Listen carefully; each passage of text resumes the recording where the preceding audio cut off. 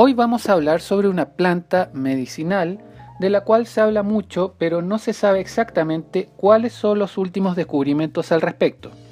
Me refiero al Arpagophyto procumbens, que como sabemos se ha utilizado y se sigue utilizando intensamente en el tratamiento de problemas osteomusculares y también como analgésico. En este sentido, hay que decir que el arpagofito, conocido de forma coloquial como árpago, corresponde a las raíces secundarias de dos especies del género Arpagophytum, la procumbens y la seigeri. Su nombre común, garra del diablo, corresponde a la traducción de su nombre en griego, es decir, una planta que se encuentra caracterizada por estar dotada de unas espinas encurvadas y aceradas que son capaces de producir un gran daño si se pisa sobre ellas de forma inadvertida. Hemos de señalar que el arpagofito se ha utilizado desde siglos en las zonas de origen en toda Sudáfrica y sobre todo en las regiones que están más cercanas al desierto del Kalahari. Los usos más tradicionales han sido variadísimos, como el favorecimiento de la digestión, es decir, como péptico, también como febrífugo, es decir, como antipirético, y para el tratamiento de distintos dolores asociados a dismenorrea, parto, reumatismo u otras alteraciones musculoesqueléticas. No hay que perder de vista el uso que en la actualidad se le da para el tratamiento de distintas alteraciones de la piel, como puede ser las ulceraciones o distintas dermatitis. Estas raíces secundarias del Arpagophytum procumbens o Arpagophytum seigeri se caracterizan por una composición química muy particular, puesto que posee una serie de derivados terpénicos un tanto irregulares que son los que conocemos como iridoides, que son exclusivos del género Arpagophyto. Me refiero al arpagócido, al arpágido, al 8-ortoparacumaroil arpágido y al procumbócido. Posee, además de ellos, derivados fenilpropánicos como es el verbacócido y también otros derivados que se encuentran dentro del amplio grupo de los polifenoles, como son los ácidos fenólicos y de los flavonoides. La farmacopea europea indica que los preparados de raíz de arpagofito tienen que contener al menos un 1.2% de arpagócido referido a raíz seca. Se debe tener en cuenta que cuando hablamos de una droga vegetal, en crudo, presenta una composición, pero habitualmente lo que se utiliza son distintos tipos de extractos. En la diapositiva se muestra la composición de distintos extractos obtenidos a partir de la raíz de arpagofito, la cual procede de una publicación realizada por el Dr. Abdelwahab E. Heard en la prestigiosa revista Planta Médica el año 2008. Aquí se observa cómo realmente tenemos una variación importante en la composición que se obtiene si el solvente utilizado es agua o etanol al 30%, polietilenglicol al 50% o polietilenglicol 400. Se observa que varía la cantidad de arpagócido y destaca el extracto al 50% en polietilenglicol, en el cual se ve muy reducida la cantidad de arpágido, en lo cual después volveremos a ver la incidencia que esto puede tener en cuanto a la actividad de los distintos extractos que hayamos sometido a ensayo. Como se comentaba hace un momento, el arpagofito ha sido objeto y sigue siendo objeto de un uso tradicional en esta zona del sur de África, pero en determinado momento el arpagofito y sus preparaciones entran en Europa. En Europa la primera referencia que se tiene es de Zimmermann el año 1976, quien lo propugna para el tratamiento de alteraciones digestivas. Poco tiempo después, la Farmacopea Herbal Británica, el año 1983, da la indicación para procesos reumáticos. En el año 1986, Grigorescu y colaboradores hablan de él como excelente tónico amargo y en procesos reumáticos, y así va avanzando hasta que la ESCOP en el año 2003 y en el 2009 hace una puesta al día de la monografía y habla de su interés en el tratamiento de procesos artrósicos, lumbago, dispepsia e inapetencia. En España tiene registro de planta medicinal desde el año 1990. Lógicamente, estos usos que estamos comentando para el arpagofito se han propugnado por distintos investigadores. No están basados exclusivamente en el uso tradicional de los preparados en base a arpagofito, sino que tiene una profunda base científica. Las siguientes diapositivas son un extracto de los distintos ensayos tanto in vivo como ensayos clínicos que aparecen en la monografía de la Agencia Europea de Medicamentos. Aquí se reflejan preparados en los cuales se ha estudiado distintos extractos y dosis tanto de solo arpagócido como aquellos que han sido obtenidos por un proceso de extracto con agua o con alcohol sobre animales de experimentación tales como ratas o ratones, estudiando el efecto antinociceptivo, es decir, analgésico, y también su efecto antiinflamatorio. En prácticamente todos ellos se observan buenos resultados en el sentido de que de una forma significativa van a mejorar tanto la percepción del dolor como también en los procesos osteomusculares. Como se observa, son muchos los ensayos en este sentido que van a avalar el que después se pueda proceder a la realización de ensayos clínicos, ya que la totalidad de estos ensayos in vivo ponen de manifiesto claramente la actividad antiinflamatoria y la actividad analgésica que presentan los distintos extractos y preparados de arpagofito, así como el arpagócido, que es el que se entiende como principal componente dentro del grupo de los iridoides responsables de esta actividad. Esto ha dado lugar a que, coincidiendo en el tiempo y en algunos casos con la realización de los ensayos preclínicos, es decir, en los ensayos en animales de experimentación, se haya comenzado a desarrollar ensayos clínicos. Un ensayo clínico bien diseñado, con un número considerable de participantes, doble ciego y contrastados frente a placebo, son fundamentales. En este sentido, se dispone de una serie de ensayos clínicos en los cuales vemos que el número de participantes en algunos casos es bajo, pero que la mayoría se alcanza a la centena y en los cuales las afecciones que padecían los voluntarios participantes en los distintos ensayos era un dolor articular de origen reumático, un dolor crónico de espalda con exacerbaciones, osteoartritis o artrosis y lumbago. En el caso del estudio realizado por Krubasic, se ha ensayado no frente a un placebo, sino que frente a un fármaco, y al igual que en el ensayo realizado por Leblanc,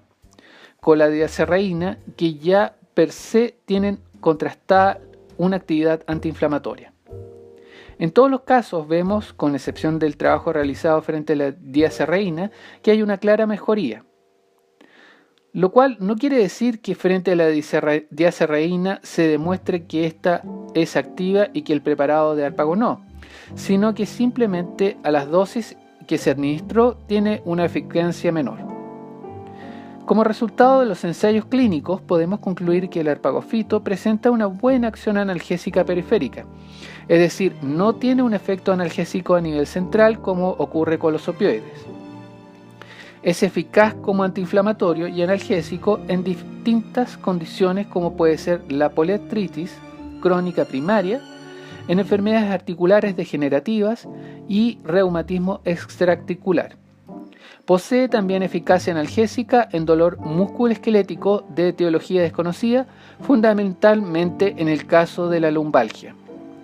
Una cosa muy curiosa e importante es que el efecto analgésico se ha demostrado que es superior en los pacientes de mayor edad. Y por otra parte, como es lógico, si estamos reduciendo el dolor, aparte de la actividad antirreumática que posee esta disminución del dolor, va a dar lugar a un incremento de la movilidad y en consecuencia a una mayor actividad física de los pacientes afectados por diferentes alteraciones osteomusculares. En donde se ha encontrado la mayor efectividad después de la revisión realizada ha sido cuando se ha administrado preparados que contenían una cantidad mayor a 50 miligramos de arpagócido por día, y cuando la duración de los ensayos del tratamiento realizado era mayor a 4 semanas, lo cual es lógico puesto que estamos hablando de enfermedades tipo crónico. En su equivalencia en eficacia se encontró que 60 miligramos de arpagócido son similares a 12,5 miligramos de rofecoxib en el tratamiento de la lumbalgia, puesto que sabemos que es un inhibidor de la ciclooxigenasa 2. El tiempo de duración de estos ensayos se recomienda que sea de unas 8 semanas. Esto es interesante porque el valor de P es igual a 0.001. Lo mismo que cuando comparamos 57 miligramos de arpagócido en contraposición a la diacerreína, en la que se encuentra que la eficacia va a ser prácticamente la misma. Esto no quiere decir que no sea necesario realizar nuevos ensayos de alta calidad basándose en la participación de un mayor número de voluntarios con el fin de confirmar su eficacia y su seguridad a largo plazo. Tengamos en cuenta que los ensayos que se han realizado hasta el momento, el periodo de duración oscila entre las 4 y 8 semanas. Sabemos que estos tratamientos, los de las afecciones osteomusculares, necesitan de más tiempo. En consecuencia, es conveniente que se realicen ensayos con al menos 200 participantes totalmente doble ciego, frente a placebo y por descontado con una duración de al menos de 90 días. Tenemos por una parte lo que describe la revisión realizada el año 2006 por la Cochrane Collaboration, que nos dice que entre los puntos que hay que tener en cuenta son que el arpagofito en una dosis normalizada diaria de 50 miligramos de arpagócido puede reducir el dolor más que el placebo y que la dosis estandarizada de 60 miligramos reduce el dolor al mismo nivel que la dosis diaria de 12,5 miligramos de Vioxx o rofecoxib que vimos hace un momento atrás. Por otro lado, la Asociación Europea de Medicamentos afirma en su monografía que el uso tradicional de las raíces de Procumbens y Seigeri en sus formas pulverizadas, infusiones, extracto seco acuoso y extracto seco etanólico está bien documentado para el tratamiento del dolor articular y también para la pérdida de apetito por la cantidad de amargo que le confieren los iridoides presentes en estas raíces secundarias, además del efecto analgésico antiinflamatorio que van a producir un incremento de las secreciones gastrointestinales. Veremos después las posibles repercusiones que pueden tener esto como efecto secundario. Los efectos colaterales del arpagofito pueden dar lugar a molestias gastrointestinales leves del tipo náuseas, vómitos, dolor abdominal o diarrea en un porcentaje menor al 3% de los usuarios de los preparados. Datos extraídos de la experiencia obtenida de los ensayos clínicos. Hemos mencionado que es un estimulante del apetito, los cuales se caracterizan por el aumento de las secreciones a nivel gastrointestinal y una de las secreciones que aumentan es la ácida gástrica. Por lo tanto, está contraindicado en pacientes con úlcera péptica o bien con gastritis. Tampoco se aconseja en el caso de la litiasis biliar y en el embarazo, puesto que pareciese tener una ligera acción oxitóxica. Ya sabemos que durante el embarazo es cuando hay que tomar las mayores precauciones. Por lo tanto, no se aconseja su administración en este estado fisiológico. Como interacciones tenemos aquellas que pueden tener en cuenta en la fase farmacodinámica, es decir, en la fase de la actuación de antiarrítmicos y con hipoglucemiantes. Y en la fase farmacocinética, como ocurre en casi todos los fármacos, sean de origen natural o sintético, puede actuar sobre el sistema del citocromo inhibiendo ciertas isoformas, por lo cual hay que estar atentos en este sentido, por más que hasta el momento, desde el punto de vista clínico, no haya habido ninguna advertencia al respecto. Siempre hay que estar alerta para evitar que se produzcan incrementos de los valores plasmáticos de los fármacos que son metabolizados por las isoformas indicadas del citocromo P450. Tenemos que tener en cuenta que cuando estamos hablando de una afección osteomuscular,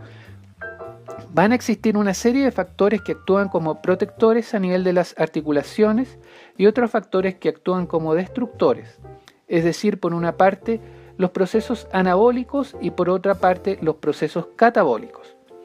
Entre estos últimos encontramos que tienen un papel importante las metaloproteinasas, distintas interleuquinas y el factor de necrosis tumoral alfa, el óxido nítrico, las prostaglandinas con actividad proinflamatoria y también pueden tener cierta importancia las ciclooxigenasas. En lo que se refiere a los factores protectores o de síntesis del cartílago, es decir, los procesos anabólicos, nos encontramos con que tienen una gran importancia en la formación del colágeno, del ácido hialurónico y del factor transformante del crecimiento. Cuando se da un desequilibrio entre los procesos anabólicos y catabólicos, nos vamos a encontrar con la degradación del cartílago articular. En este sentido, con el predominio de los procesos catabólicos, nos encontraremos, como lo muestra a la izquierda, en la articulación artrósica, que existirá una debilidad y alteración de la estructura de los músculos, tendones y ligamentos, destrucción del cartílago, inflamación de la membrana sinovial, reducción de la viscosidad del líquido sinovial, un sobrecrecimiento óseo con formación de osteofitos e incluso esclerosis ósea, engrosamiento de la cápsula sinovial y lesión meniscal, lo cual puede ir progresando desde un estado totalmente fisiológico a una práctica inhabilitación de la articulación con los consiguientes perjuicios que esto trae si no se toman las medidas oportunas. El arpagofito va a actuar principalmente sobre aquellos factores que determinan los procesos catabólicos.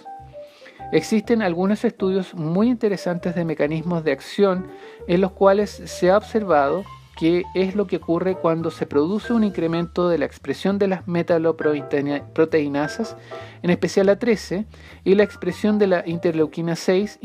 inducida por la interleuquina 1 beta. En la diapositiva vemos que cuando se administra el preparado de arpagócido, se suprime la expresión de uno de los factores determinantes de los procesos catabólicos, es decir, la metaloproteinasa 13, al igual que la expresión de la interleuquina 6, motivada por la adición a los medios de cultivo de la interleuquina 1 beta.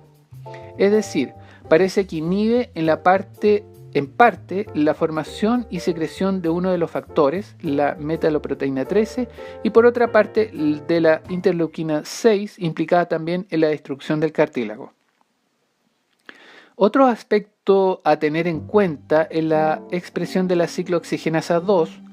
porque esta se encuentra implicada a su vez en la formación de la prostaglandina E2, que es claramente proinflamatoria. En este estudio se observa que este es el efecto que ejercen varios iridoides y el ibuprofeno sobre la expresión de la ciclooxigenasa 2. El arpágido, como vemos, no inhibe en absoluto la expresión de la ciclooxigenasa 2, lo que sí realiza el arpagócido y el 8C-arpágido y el verbacócido. Sin embargo, estos dos últimos están en muy baja cantidad en los distintos extractos del arpagofito. Se intentó encontrar una explicación a este fenómeno y se descubrió que, tal como muestra el modelo tridimensional de la izquierda de la enzima ciclooxigenasa 2, existen posibilidades de unión y por lo tanto de inhibición del arpagócido en contraposición de la representación de la derecha del arpágido, el cual no entra en el sitio activo correspondiente de la ciclooxigenasa 2. Por otra parte, se han realizado otros ensayos en los cuales se ha demostrado también la inhibición de la expresión de la ciclooxigenasa 2 estimulada por el lipopolisacárido, así como la disminución de la expresión del factor de necrosis tumoral alfa y de la interleuquina 6 y de otro factor no mencionado anteriormente, pero que también incide en los procesos catabólicos como es la proteína activadora 1. Esto nos indica una explicación del por qué el arpagofito posee una actividad tanto antiinflamatoria como analgésica, y analgésico centrado en su acción a nivel de la ciclooxigenasa 2. Esto último se complementa en este otro trabajo en el cual se observa que existe una disminución en la expresión que es dosis dependiente en relación con la cantidad del arpagócido que se añada o bien del extracto normalizado de arpagofito en este componente activo. Observamos que hay menor producción de factor de necrosis tumoral, menor producción de interleuquina 6, menor producción de prostaglandina E2 y menor producción de interleuquina 1 beta. En este trabajo de revisión titulado Arpagócido desde el desierto del Kalahari hasta los estantes de la farmacia, realizado por Gorgiev y sus colaboradores, se hace un resumen de cuáles son las principales actuaciones a distintos niveles del arpagofito, de sus distintos extractos y de su principal componente, el arpagócido. De la lectura de este trabajo se puede concluir que entre los mecanismos del arpagofito está la inhibición de la liberación de mediadores de la inflamación, la inhibición de la liberación de citoquinas proinflamatorias y la inhibición de la liberación de moléculas de adhesión, a lo cual no puede dejar de citarse su efecto antioxidantes. En trabajos del 2017 se ha informado su capacidad de captar radicales libres, los cuales siempre agravan los procesos inflamatorios. A su vez, no es solamente captar radicales libres, sino que también es capaz de aumentar las defensas antioxidantes. En este otro trabajo, de los mismos autores, se muestra de una forma muy sencilla las actuaciones que tienen el arpagócido y su extracto, por los cuales van a dar lugar a una disminución en la inflamación y en el daño de los tejidos sin actuar sobre la agregación plaquetaria y otros factores. Dentro de las publicaciones más recientes del año 16 y 17, se puede encontrar un trabajo muy interesante sobre la posible acción analgésica del Arpagophytum procumbens en el dolor postquirúrgico y en el dolor neuropático. Este es un ensayo preclínico realizado en animales, pero es muy esperanzador para la realización de ensayos clínicos en humanos, ya que son escasos los medicamentos que se cuentan para el tratamiento de dolores neuropáticos. Otro aspecto importante en lo que respecta a la salud osteomuscular, fundamentalmente ósea, es lo relativo a que si tiene alguna función sobre el proceso osteoporótico. De forma normal, existe un remodelamiento completo óseo cada 2 años con un equilibrio entre los osteoclastos y osteoblastos. En la osteoporosis, o bien hay una disminución del proceso osteoblástico o formación de hueso, o bien un incremento en el proceso osteoclástico o destrucción del hueso, que es siempre previo a la formación con el fin de que se vaya renovando. De este trabajo preclínico en animales se demuestra que el arpagócido es capaz de disminuir el número de osteoclastos por medio de una inhibición de la maduración de los mismos. También ocurre un hecho inusual, y es que no es solamente el arpagócido el responsable de la actividad analgésica e antiinflamatoria del arpagofito, sino que también el arpágido in vivo e in vitro ha demostrado que posee un efecto que puede ser interesante para la realización de estudios posteriores que ratifiquen esta posibilidad de actuación en un proceso que va a ser cada día más predominante debido al aumento de la esperanza de vida de la población. Aquí vemos, por ejemplo, que el 17-beta-estradiol produce una disminución del número de osteoclastos comparados a controles positivos y negativos, pero el arpágido, de una forma dosis dependiente, produce una clara reducción de los osteoclastos, es decir, de la parte de las células que están encargadas de la destrucción del hueso. Por otra parte, nos encontramos que el arpágido, al igual que lo que ocurre con el 17-beta-estradiol, da lugar al incremento de uno de los agentes protectores del hueso, como es la osteoprogesterina, y que produce una disminución del ligando del Rankel. La formación de este es importantísimo para que se realice la maduración del osteoclasto, Es decir, si se produce una disminución del mismo, podría implicar que podría ejercer un efecto protector. Más aún si tenemos en cuenta que la relación entre la osteoprogesterina es un factor protector y de la formación del rankle un factor de formación de osteoclastos. Se observa que esta proporción crece a medida que aumenta la dosis del harpágido. Lo mismo ocurre respecto a la mineralización del hueso, la viabilidad celular y también respecto al incremento de otros marcadores de una buena salud ósea como la fosfatasa alcalina. Herbolarium. Soluciones ancestrales a problemas modernos.